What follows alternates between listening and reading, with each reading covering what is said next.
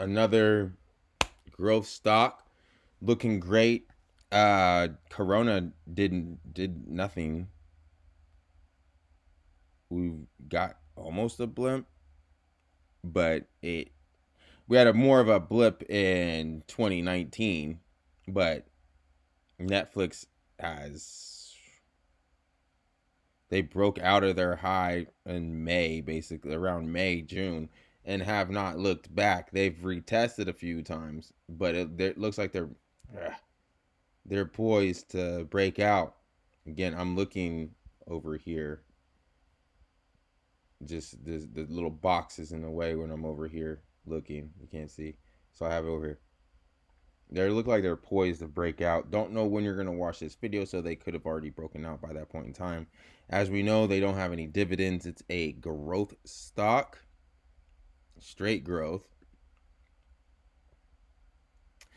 81% institutional ownership, which is nice. Oh, wow. 7 for 1 on 5 years ago. That would have been beautiful to get it before the 7 for 1. That would have been beautiful. No. So Netflix is kind of like a couple other ones where they just take you straight to their website. See if we can see some things from right here.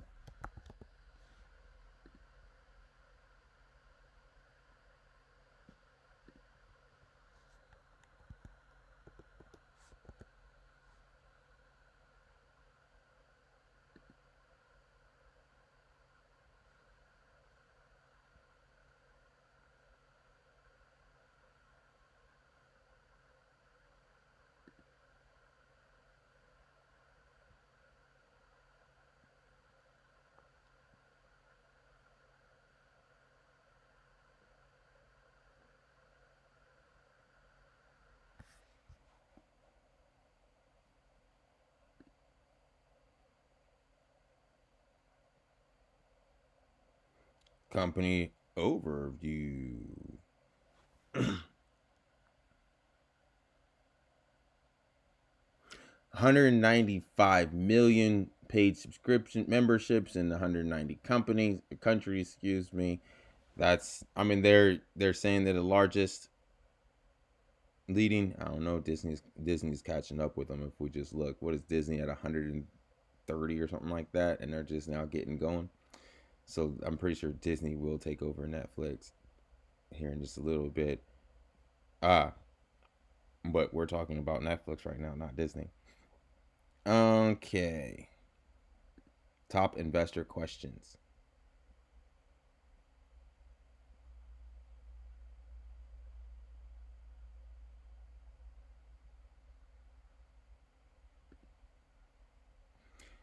We have tiers based on stream 100, picture quality in some markets, a mobile only plan, but we do not think tiers of content would be wise at this time. That makes sense. I agree with them. International, what's your exposure? Will you have to invest more local content to be successful internationally? Hollywood content travels fairly wide abroad, and local content in the minority of you. We make investments in local content. Are you focused on membership or revenue maximization? Which approach to pricing do you need to lower your prices in emerging markets to be successful?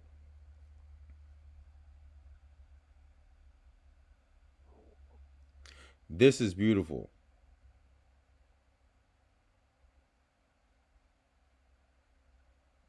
Let's check this out.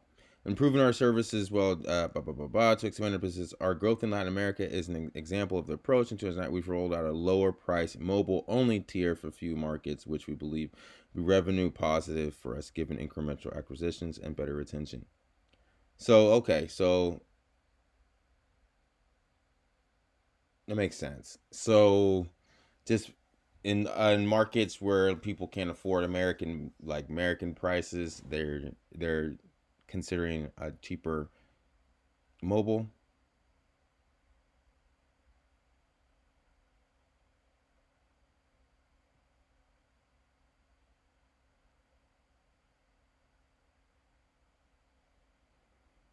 I'm looking for anything that has to do with Asia.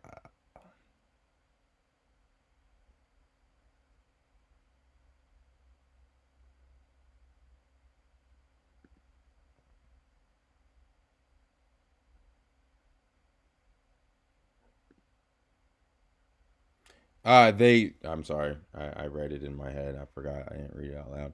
So what they do, uh, operating profits, so reinvestments back into the company, and then raising debt, getting loans. Prefer debt into the equity, but we strive.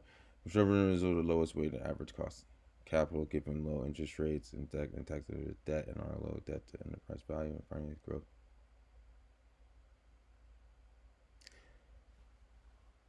I enjoy that.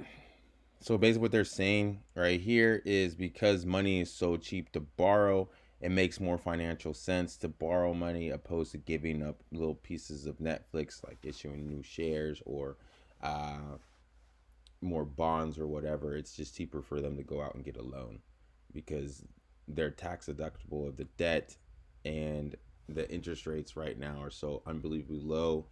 So it's basically they're like, we can borrow money cheaper than, it's cheaper for us in the long run to borrow money from institutions like banks and things than it is to issue it out equity, which is good to know if you're an investor. That means they're not going to dilute your shares as much. They're going to keep your shares. They might do a split just because the stock's too high, but they're not going to issue more.